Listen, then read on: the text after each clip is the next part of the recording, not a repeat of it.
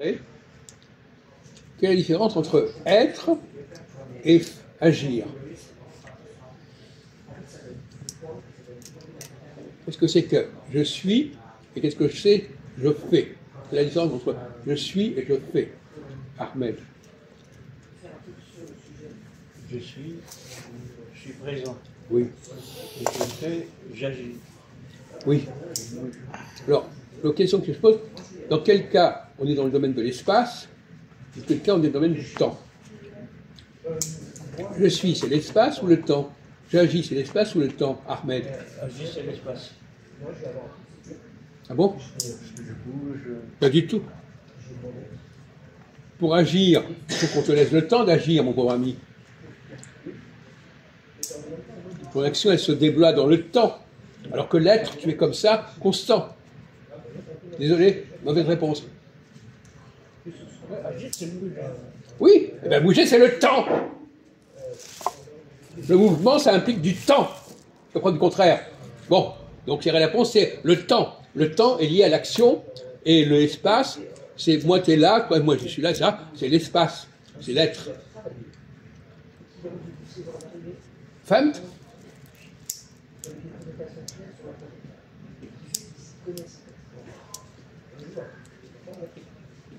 Dès qu'il s'agit d'agir, on parlait tout à l'heure de prévoir, il y a un temps pour faire les choses. Il faut du temps. L'action, elle se développe dans le temps. Et l'action fait qu'à un certain moment, je vais faire certaines choses, et à un moment, je vais faire d'autres choses. Alors que l'être, c'est quelque chose qui est constant, qui est permanent. Tu peux ajouter quelque chose à ça?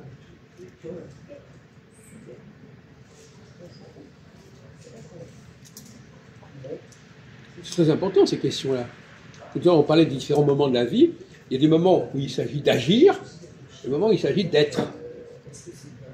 Quand est-ce qu'il faut agir, quand est-ce qu'il faut être? Méditation, c'est être. Pardon? Méditer. Peut-être, oui, pourquoi pas. Bien que la méditation implique du temps. Donc c'est faux. Être, c'est quelque chose qui est permanent. Voilà. Qu'est-ce qui est permanent chez toi et qu'est-ce qui est de l'ordre du temporaire dans ton action, dans ta vie. Voilà.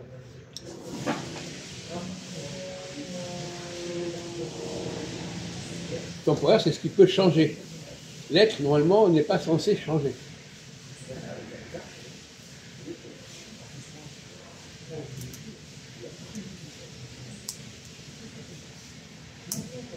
C'est des questions simples qu'on vous pose ce soir. C'est des questions qui font partie de la vie normale, de la vie quotidienne, de la conscience quotidienne.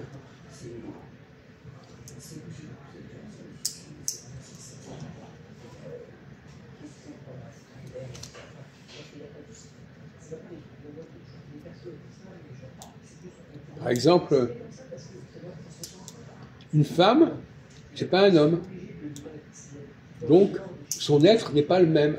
Une femme, l'être de la femme n'est pas censé changer.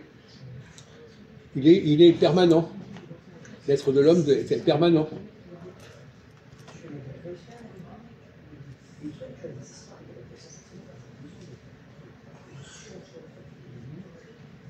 Quelles sont d'autres choses? Qu'est-ce qu'il y a de permanent chez toi, par exemple? Quels sont des traits permanents qui ne changent pas, qui sont récurrents, qui sont constants dans ta vie, dans ta façon de fonctionner, dans ta façon de ressentir les choses? Où est la permanence? Où est ton être? Le sommeil. En l'occurrence, le sommeil, ça demande du temps. Ah bon? Non, on ne parle pas du sommeil, je parle de permanence de l'être, des valeurs, par exemple, la permanence sensorielle, les choses qu'on a tendance à voir, quelles sont les choses que tu vois de manière instinctive, constante, qui te caractérisent. Et plus exactement, qu'est-ce qui caractérise? Quelle est la différence entre l'être de la femme et l'être de l'homme, par exemple? Voilà. Allons-y. Est-ce que tu as remarqué qu'il y a une différence entre l'essence, enfin, l'existence, l'être de la femme, est-ce que c'est différent? Est-ce qu'il fonctionne différemment? Est-ce qu'il y a une constante différente que celle de l'homme?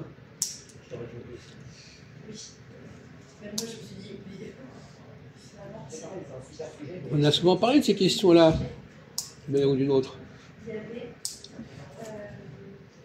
sont complètement abrutis ce soir. Un peu plus, un peu moins. Alors, quelle est la différence entre l'être féminin et l'être masculin? Et le deuxième, c'est quoi? Je suis pas